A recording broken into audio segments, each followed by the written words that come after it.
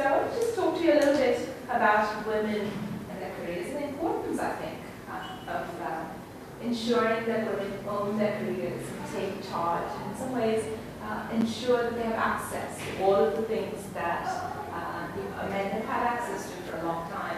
And it's important for a lot of reasons, not simply for our own strength and our own ability to be successful. I'm going to start by saying to you, reading something from a women's rights activist, Matilda Jocelyn Gage, who wrote in the National Citizen and Ballot Box in 1889, quite a while ago. It's a newspaper that she founded, and she was fighting for women's rights to vote. And this is what she said in 1899.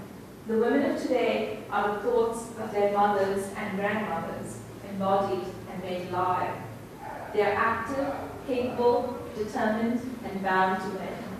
They have 1,000 generations back in them. Millions of women, dead and gone, are speaking to us today. And she was saying that in 1899, as she was trying very hard to get the right for women to have the power to vote.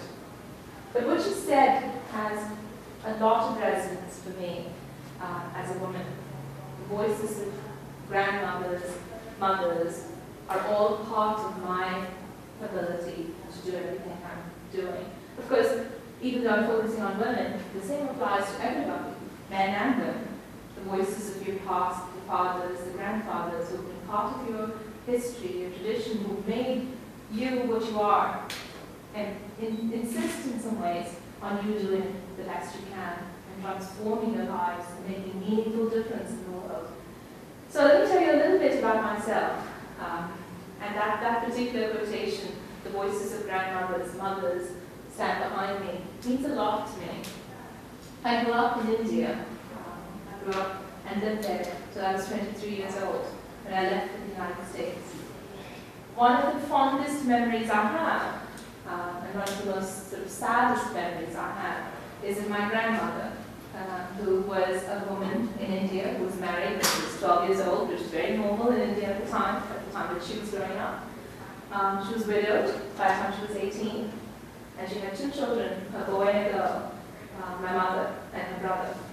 And when she was widowed, her husband's family took up the male child and brought him up. They were a wealthy family. The man was important. They brought the man and the boy child up. But my mother and my grandmother were sent back to her mother's house because, of course, women were seen as less valuable. I don't know if you have a sense of that kind of a cultural attitude, but that was a very normal attitude when I was growing up. And my grandmother, who was a very proud woman, did not want to be a burden on her family. So she took this baby, my mother, who was just 3 months old, and traveled in India. And if you know India, she lived in the southwestern side. She traveled with the baby to the southeast, to Madras, a city in the southeast. And she hooked up with a woman who was the principal of the school. This is a woman who had gone into the nunnery and then had broken out. And she was educated, ran a school. And my grandmother made a deal with her. This woman brought up orphan children. She brought up 4 to 5 orphan children and gave them an education through high school. And my grandmother made a deal with her. And she said, if you give my daughter education from 1st grade through 12th grade, then I will work with you and help you bring up these orphan children. And my grandmother, who was widowed at 18, wore white all her life. Her life virtually ended in any meaningful way at the age of 18. Spent her time focusing on making sure that her daughter had an education and that her daughter's daughter had an education. So one of my fondest memories growing up as a little child in India was my grandmother waiting for me to come back from school and I would sit down to do my homework.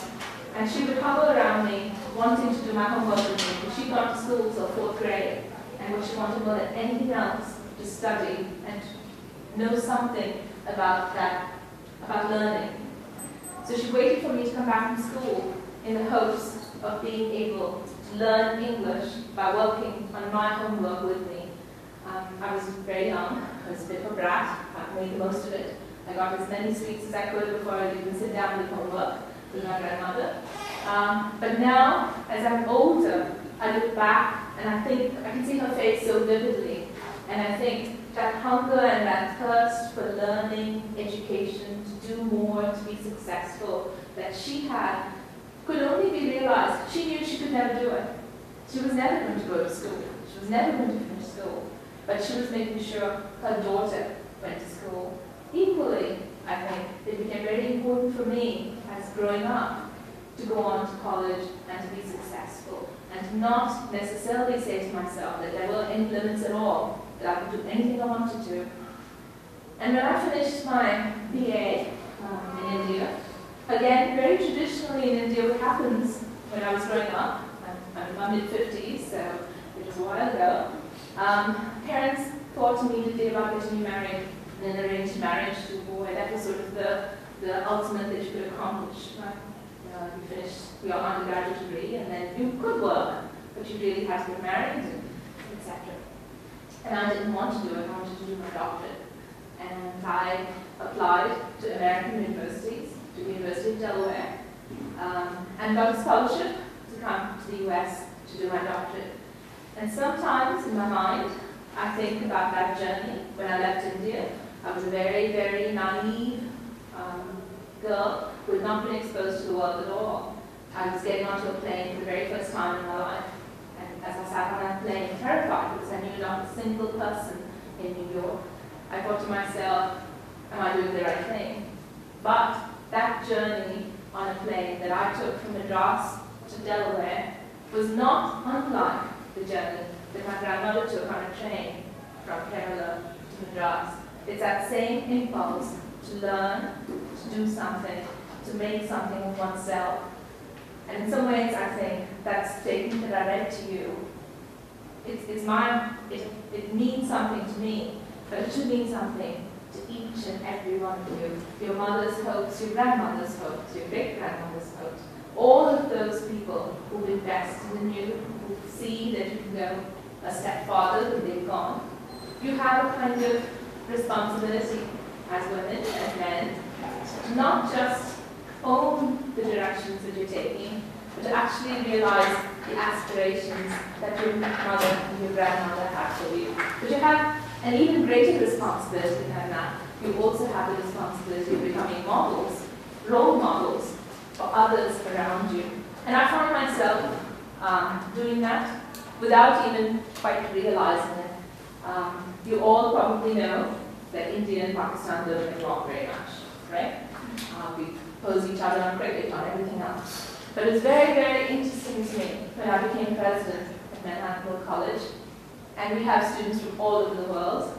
And one of the first parents I encountered were parents who came to Manhattanville with their daughter from Pakistan, and the mother stopped and said to me, "I'm so pleased to see you as the president of the college, because I feel so much better leaving my daughter here in your care." And in that particular moment, I realized, even without thinking about it, I had become a kind of role model for her daughter. And she said to me, the fact that you could be the president of this college means so much to me, because my daughter will see you as a role model. So what I'm saying to you in a way is about the importance of the voices behind you that have gotten you to where you are. And I'm also saying to you, you have, each of you, a very important responsibility to ensure that you steward that talent and that you reach your highest potential, and that in turn you become models for succeeding generations of people, your friends, your neighbors, others around you.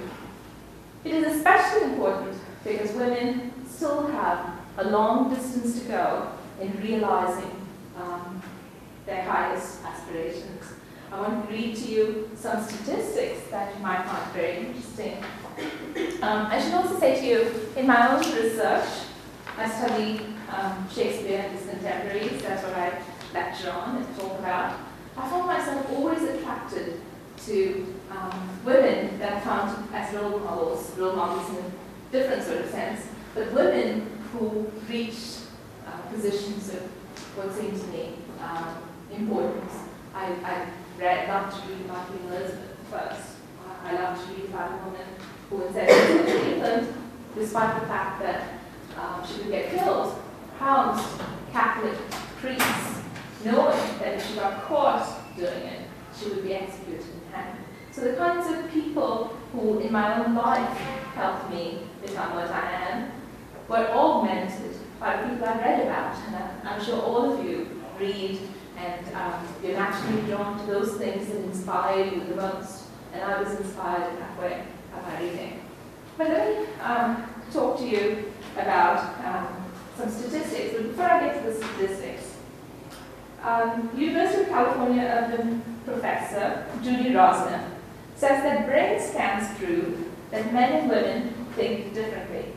At age 79, Rosner said she's concluded that a company with a mix of male and female leaders with their differing attitudes regarding risk, collaboration, and ambiguity will outperform a competitor that relies on the leadership of the single sex. So you can see another reason why it's so very important in a world which is faced with many, many challenges, where leadership that involves both men and women as equal partners might be far more successful at dealing with risk and all kinds of things than leadership that is single sex. But I want to read some statistics to you, which in some ways is still surprising. Despite all the advances we've made, there's still a great deal yet left to do. USA Today reported last year that 13 female CEOs were running the country's largest 500 publicly traded companies. Founded in 1962, Catalyst is a leading non-profit membership organization working globally with businesses to build inclusive workplaces and opportunities for women in business. And according to Catalyst, as of July 2009, women accounted for 16% of corporate officer and executive roles, 15% of board of directors roles, and 3% of CEO roles among the current Fortune 500 companies. You realize how small that is? I mean, there are more and more women going to college. In the United States, for example, 60% of the student population are female, 40% are male. And yet, when it gets to those top ranks, it's only 3% for CEOs of Fortune 500 companies. And in politics, and you should be very proud of this, according to the Worldwide Guide to Women in Leadership, as of June this year, there are 31 female leaders in 28 countries and self-ruling territories at the moment. This equals 16% of the world's sovereign states. You've got a woman prime minister. Not very many countries have women as heads of state. Incredible, but only 16% of the world is governed by women. An incredible number, I think. 23% of college presidents in the United States are women. This is an increase, and clearly those numbers are going to change. But 75% of school teachers are female. That's an important statistic. School teachers are the most important influence on men and women in their foundational years. So the foundational years, women play such an important role in molding individuals. What I'm saying to you in other words, is that while much has been done and much has happened to involve progress for women on the national stage and the international stage, there's a great deal of work left yet to do. And in some ways, you are the next generation of people, of leaders, of people who can make a difference in the world. And each of you, man and woman, have a kind of responsibility to yourselves to ensure that this world becomes a much more equal playing field for all of us. Because ultimately, all of us benefit when that playing field is much more equal. Do you want to ask any questions or talk about it? You all have powerful stories to tell, I'm sure. Stories as powerful and meaningful as anything that each other has. Does that resonate for you in any way? Does it make you feel empowered to do your best? Just shaking your head.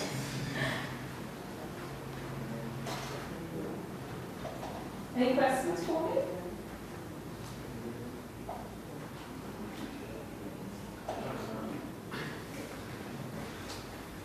Who influenced all of you in getting to where you are? Do you see your mother's faces, your father's faces, and the aspirations that you're realizing today? Yeah? Anybody have any stories to tell? My mother, for sure. She pushed me all the time, and just like you were saying, in terms of where she wanted to get. She got her PhD, not PhD, master's. She's saying she's the first one in family her master's. First in family, she's like, I think you have to reach the stage and also get probably your PhD. She's trying to get to push to make sure you get to the stage and learn and all that. And you realize it's not for her, really, right? Yeah. It's for you that she wants you to do So that. she does make sure I get this pursuit and different programs. There's a way over here, locally, internationally. She makes sure I get different information. Whenever she gets it, she shares it with me and we discuss it and see what goes on. So she's still a very powerful influence in your life. For sure. Good for you. For sure. Others want to say anything? Talk about your reasons for being here, the kinds of things that have influenced you in getting here. Don't feel shy. I just told you about my grandmother and my mother and growing up in India. You shouldn't feel shy at all. In some ways, sometimes we take things for granted. Once you get to a certain point, you think everything around you has always been the way it's this way, right? It's important to remember your personal history. It's important to recognize that each of us comes from a particular spot, that everything that we've done molds us, and that there's nothing to be ashamed about where you're from or what you did. But there's everything to be gained to be able to say, I got from here today. And that's the most important thing that you will do as individuals.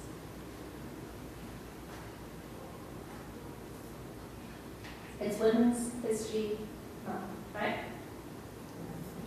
So are you doing many programs here on campus? No? No? This is new information. I didn't know this was women's history.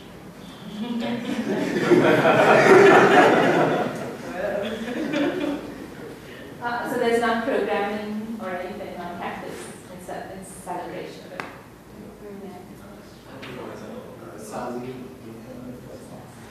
So do you have any clubs on campus? Clubs that students form in order to do things?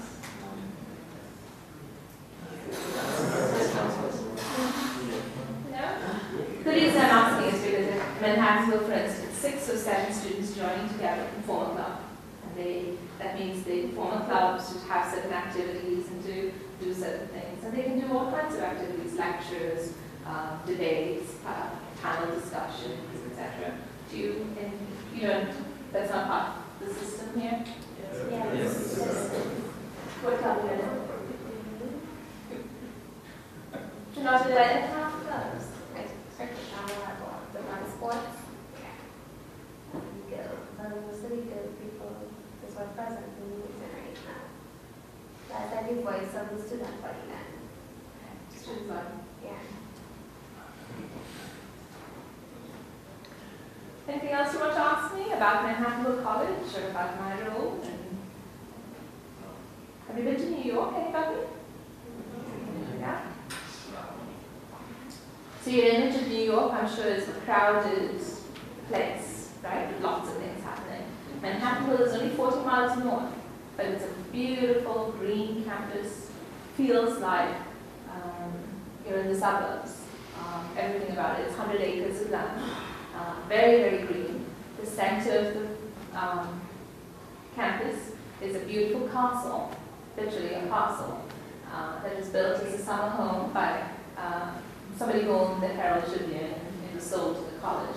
So this castle sits on the top of the hill, and from that castle you can stand and look out all the way across the water, the sound, and you can see New York City in the distance. So it's a beautiful location. The main quad of the campus is a very green space, And it was designed by Olmsted, who designed Central Park in New York City. So it has some of those same elements to it. And there's a beautiful environmental center, which my grandson, who's 6 years old, loves to go to, because there are frogs in the ponds out there. He loves to try to see if he can catch them. But this environmental center was designed by Maya Lin, who designed the Vietnam Memorial. So there's some beautiful historic buildings on campus, etc. One question. Well, I don't know if I missed it because I keep my own Positive. But I know that normally, like in the Indian culture, when someone kind of leaves the tradition, there's normally a neglect. You know, they kind of, you know, disinheritance and, you know, disown, right? Now, I understand that your grandmother and your mother was supporting you, but on your journey to Manhattan, right, was there like a, was your grandmother and mother with you as well?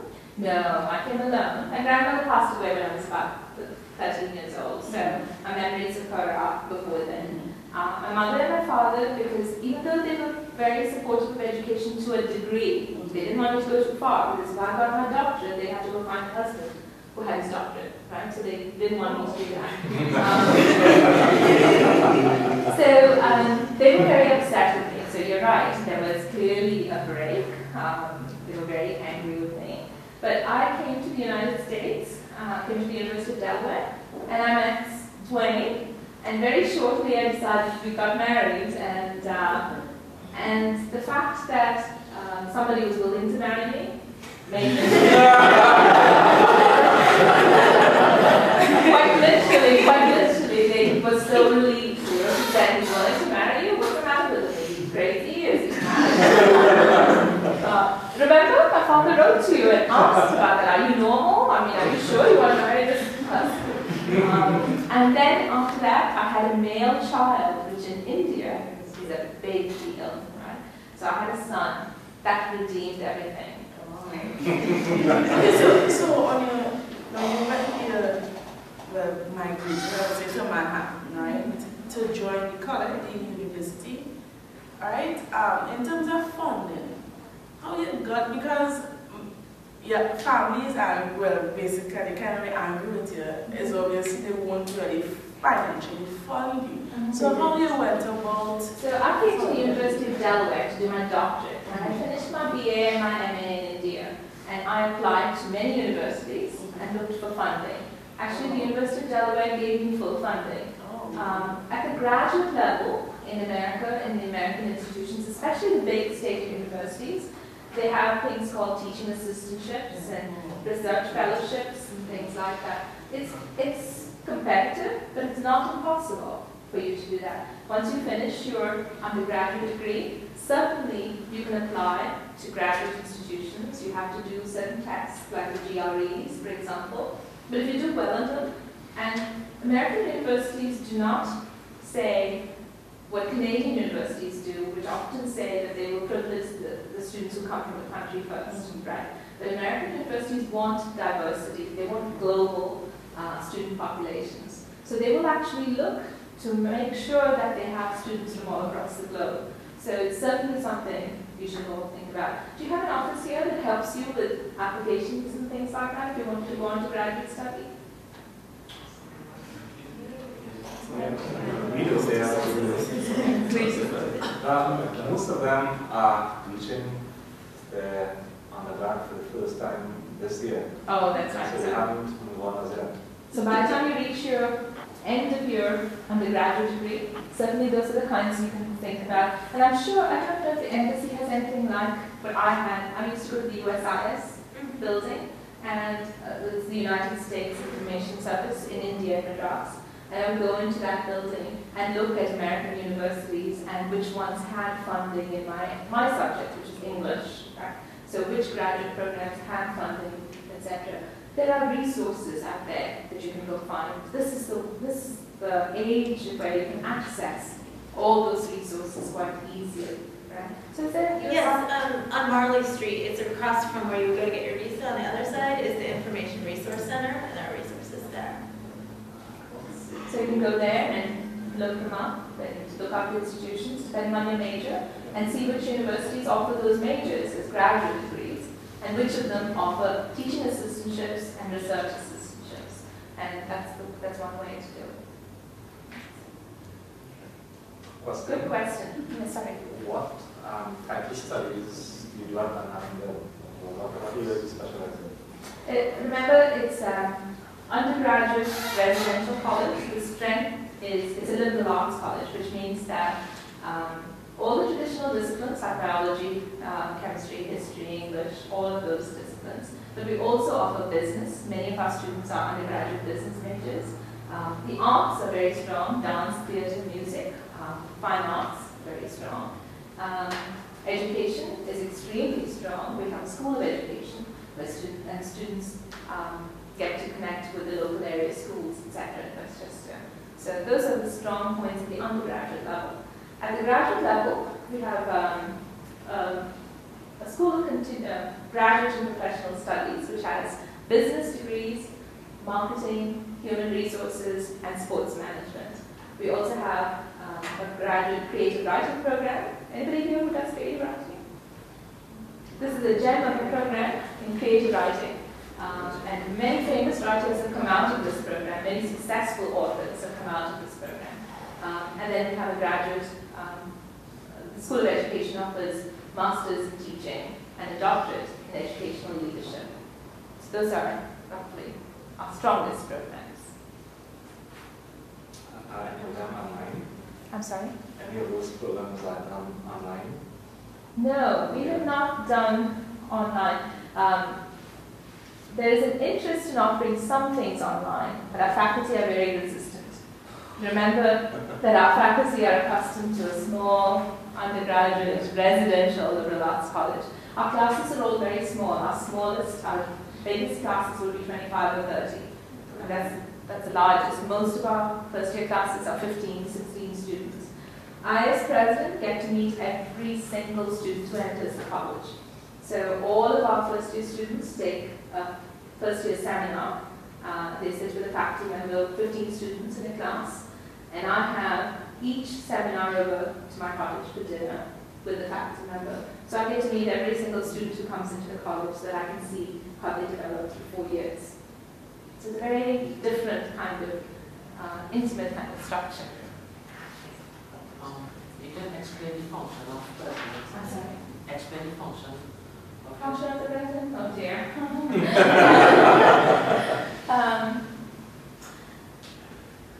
Because Manhattanville is like a little village, and there are people living there, a lot of what I do, I'm the president, and there are vice presidents who take care of different areas, right? Just same as here, I would imagine, similar titles.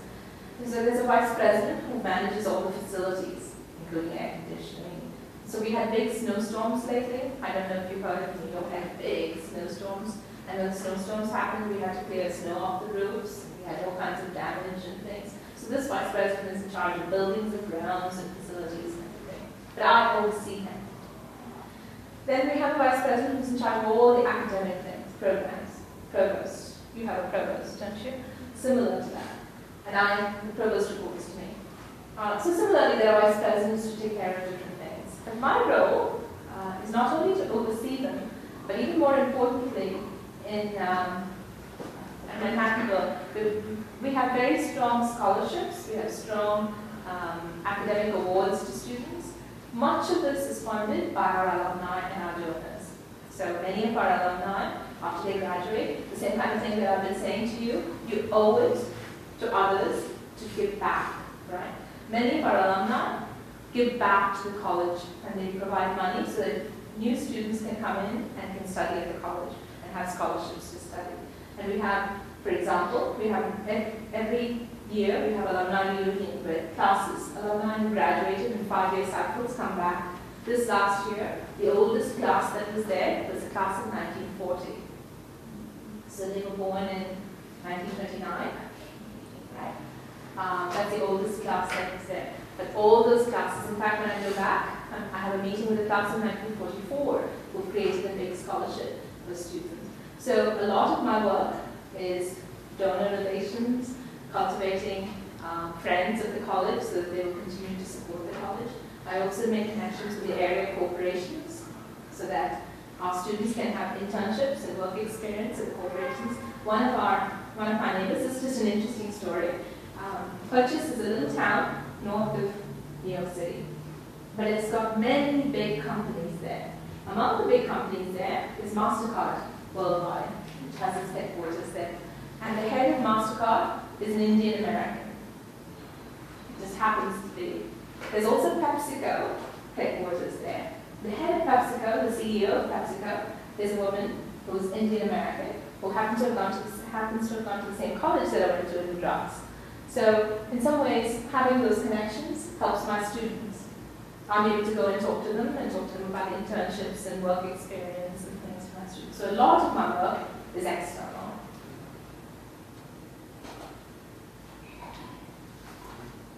Thank you all very much. I appreciate you being here. And do you have classes after this? Or? No? Well, enjoy the rest of your evening. Bye-bye.